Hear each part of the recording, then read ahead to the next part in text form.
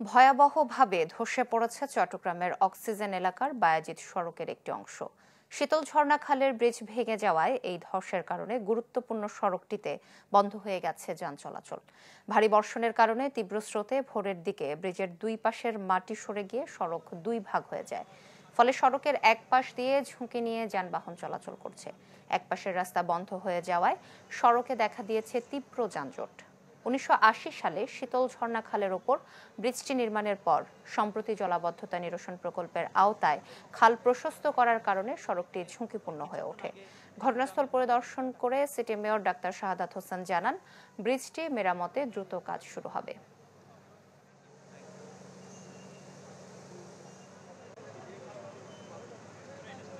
ছটা 10-এ ব্রিজের মাঝখান ভাঙি পড়ে গেছে। এর আগে ফার্স্টটা আমরা ব্রিজের উপরে গাড়ি ঘোড়া বন্ধ করে দিয়েছি। আমার ব্রিজের ওপেনিং হয়ে গেছে 6 মিটার, আমার খাল হয়ে গেছে 12 মিটার। দ্যাট ইজ 12 মিটার খালের পানি এই 6 মিটারে রিসিভ করা সম্ভব না, যে কারণে এটা এসকাভারিং হয়, এটা কলাপস করছে। নর্মালি হয় আপনার ব্রিজের ওপেনিংটা বেশি হয়, খালের রুটটা হয় ছোট। পাইপের নিচে আপনার যে শ্বাস ব্লকগুলো যেগুলো করা হয়েছে সেগুলো করার আগে এখানে পাইলিং করা হয়েছিল। তো যার ফলে আপনি দেখেন অন্যান্য আশেপাশে ভেঙে পড়লেও কিন্তু আমাদের ওই ব্লকের ওই জায়গাটুকু কিন্তু এখনো কিছু হয় নাই। 6 মিটারের একটা ব্রিজ 20 ফিটের, এটা আমাদের এখন 60 ফিট করতে হবে। এই 60 ফিট করার জন্য আমাদের বাজেট যেটা সেটা নেই, কিন্তু তারপরে এখন অতি দ্রুত আমরা আমাদের যেটা জনগণের যে ট্যাক্সগুলো নিচ্ছি সেখান থেকে আমরা ধরেন এখানে প্রায় 9 কোটি টাকা খরচ আছে। এটা আমি দ্রুত এই পাশটা এখন করে দেবো, ওই পাশটা আমাদের করতে হবে পরে। দর্শক, এ বিষয়ে আরো জানাতে আমাদের সাথে সরাসরি যুক্ত হচ্ছেন সহকর্মী ফখরুল ইসলাম। ফখরুল, সোহেলি, আপনি নিশ্চয়ই আমার পেছনে গাড়ির দীর্ঘ সারি দেখতে পাচ্ছেন। এটি হচ্ছে এই যে সেতুটি দেবে যাওয়ার ফলে সড়কের একটি অংশ বন্ধ থাকার কারণে আরেক অংশ দিয়ে দুই দিকের গাড়ি চলাচলের ফলেই এই তীব্র যানজট। এটি হচ্ছে চট্টগ্রাম নগরের বায়েজিদ অক্সিজেন সড়ক। আপনি যেটি দেখছেন যে বায়েজিদের দিক থেকে যে গাড়িগুলো অক্সিজেন হয়ে রাউজান কিংবা হাটাজারি কিংবা ফটিকছড়ি, খাগড়াছড়ি, রাঙামাটি যাওয়ার কথা, এই গাড়িগুলোই সেই মুখী আসলে।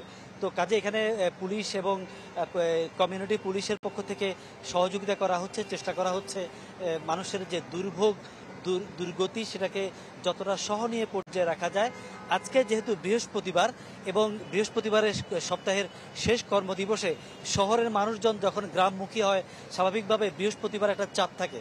আজকে এই দুর্যোগের ফলে, এই দুর্ঘটনার ফলে এই স্বাভাবিকভাবে কষ্টটা একটু বাড়তে পারে। এই জায়গায় আমি একটু বলে রাখি সোহেলি যে সতর্কতামূলক একটা সবার উদ্দেশ্যে বলা যে যারা আজকে এই সড়কটি ব্যবহার করার কথা, যারা উত্তর চট্টগ্রামে যাবেন, হাটহাজারি, রাউজান, ফটিকছড়ি কিংবা রাঙামাটি, খাগড়াছড়ি যাবেন, তাদের উদ্দেশ্যে বলি তারা পারতপক্ষে এই সড়কটি ব্যবহার না করে, অর্থাৎ 16 2 নম্বর গেট থেকে এই যে ক্যান্টনমেন্ট হয়ে অক্সিজেনের যে রোড, এই সড়কটি ব্যবহার না করে আপনারা মুরাদপুর হয়ে অক্সিজেনের যে সড়কটি রয়েছে সেই সড়কটি ব্যবহার করতে পারেন। তাহলে অন্তত আপনাদের যেহেতু বিকল্প সড়ক আছে, তাহলে কষ্টটা অনেকটা লাঘব হবে বলে আমরা আশা করছি। তো আসলে এই দুর্ঘটনার পর থেকে আপনারা জানেন যে মেয়র এসেছেন, প্রশাসনের কর্মকর্তারা এসেছেন। এখানে সিটি কর্পোরেশনের পক্ষ থেকে এখানে যে এই সড়ক বিভাজক রয়েছে, বিভাজকের উপরে যে স্ট্রিট লাইট রয়েছে এবং যে লাইনটি রয়েছে, এখানে ব্রিজের উপরে একটি খুঁটি পড়েছে। কিছুক্ষণ আগে সেই খুঁটি থেকে এই সড়ক বিভাজকের উপরে যে খুঁটি, সেই খুঁটি থেকে সিটি কর্পোরেশনের বিদ্যুৎ বিভাগ এসে তারা লাইন কেটে নিয়েছে। লাইন কাটার পরে এটিকে পিলারটিকে একটু অনেকটা আপাতত নিরাপদ করা হয়েছে। এটিও হেলে আছে, যে কোনো মুহূর্তে এটি পড়ে যেতে পারে, তবুও হয়তো পরবর্তীতে তারা খুলে নেবেন। তো আসলে এই ঝুঁকির যে মাত্রা সেটি কিন্তু রয়ে গেছে। আমরা স্থানীয়দের সাথে কথা বলে যেটা জানতে পেরেছি, সড়কের অন্য যে পাশ দিয়ে যান চলাচল করছে সেটিও এক ধরনের ঝুঁকি বহন করে। যদিও বলা হচ্ছে যে ওই জায়গাতে, অর্থাৎ ওই সেতুর অপর যে পাশ দিয়ে যান চলাচল করছে সেটিতে একটি পৃথকভাবে করা হয়েছে, অর্থাৎ মাঝখানে পিলার দিয়ে করা হয়েছে। কাজে এদিকে ভাঙ্গার ফলে সেই দিকটা ঝুঁকি খুব একটা হয়তো বহন করে না। তারপরও ঝুঁকির কোনো নিশ্চয়তা দেওয়া যাবে না, সর্বোচ্চ সতর্কতা বজায় রেখেই চলাচল করতে হবে। সোহেলি,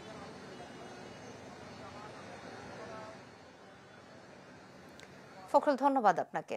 দর্শক, চট্টগ্রামের অক্সিজেন এলাকার ভেঙে যাওয়া বায়েজিদ সড়কটি নিয়ে বর্তমান পরিস্থিতি কি সে বিষয়ে বিস্তারিত জানাচ্ছিলেন সহকর্মী ফখরুল ইসলাম।